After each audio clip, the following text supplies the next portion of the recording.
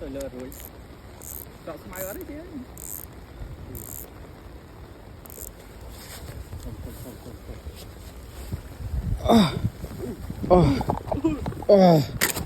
Đánh vào này. Ôi. Lọc nó đánh sai bộ. Ôi ơi. Ôi ơi. Ôi sao thì lôi. Trời Vâng ơi. Ôi mà đó bắt ngoài mà. Em à. Ồ. Chục chi không? Ôi ôi, nhưng mới bắt bằng ngày bữa bắn. Yeah. Ôi à. Ồ. mà thì Thế sư mà ôn, trâu rồi. Ba. Oh my god, ôn, trâu rồi. Ui ngoài mờ. Trâu ôn, mấy liêng. Tôi nuôi trở lên. Thông cho vậy à. Oh my god. Hay là nghiệp rồi. Thông cho vậy à.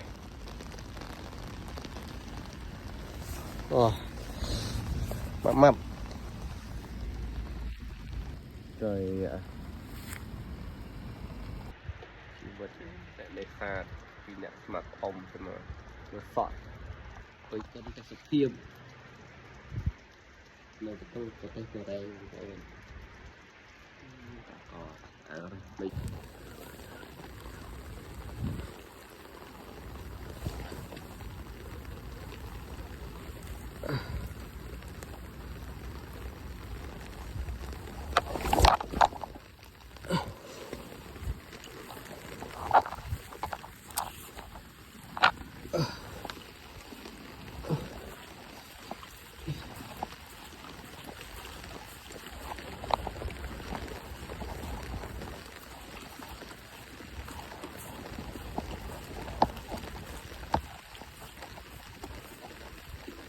Bong sai thì pẹ khné nhom tiên anh đi tới bao cái đá đó bong.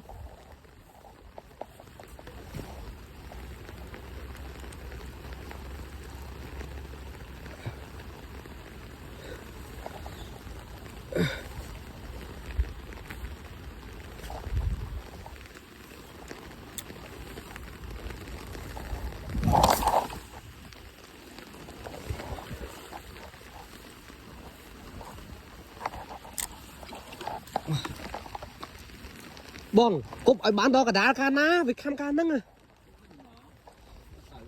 với bạn với màu kim mình cúp thấm lại bán đó cả đá khi con cúp đó cả đá rồi.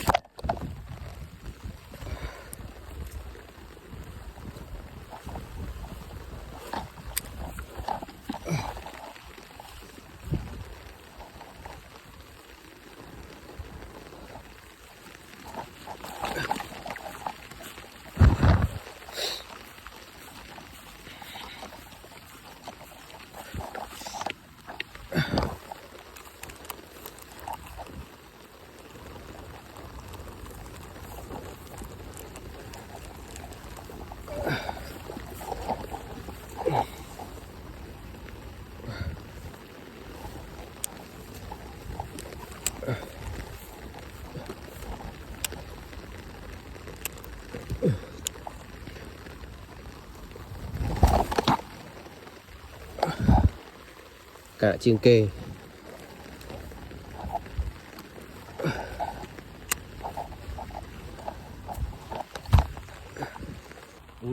Về phòng trâu nè. Ngồi chút màu. Em là con này mấy. Xin đây thấy slow nhỉ. Nồi anh trai trời em mua tiền vô mình. Bong mình ở đây nhầm chạy ta nhầm chạy ở đó này ta. Đó. nhắm lấy chán mình phải check nó tiếp chẳng mặt cho vô trời hai tập à đai chứ thấy không mà mấy nha mùi chi chi mùi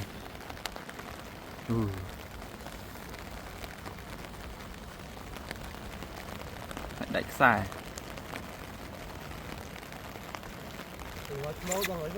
ô y ngồi mồ em rồi ý ơi bạn nuôi thịt hơi nuôi thịt hơi banana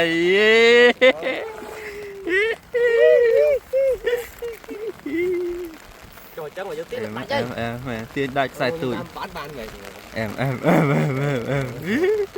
ô smart đường châu ơi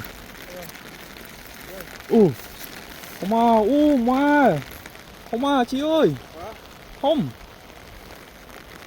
mà wow thầy sư không mà ui rai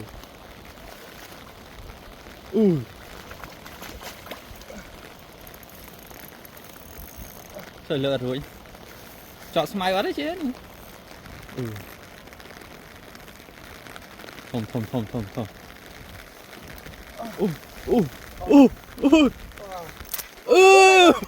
đánh sai mà đo lưới cục Hình Vân ơi ơi ơi ui thảo mau wow phi lâu trời trời ơi đi đây các bạn bắt ngoài mà em à em chụp chơi không chụp chơi ôi không ôi nhưng mất bắt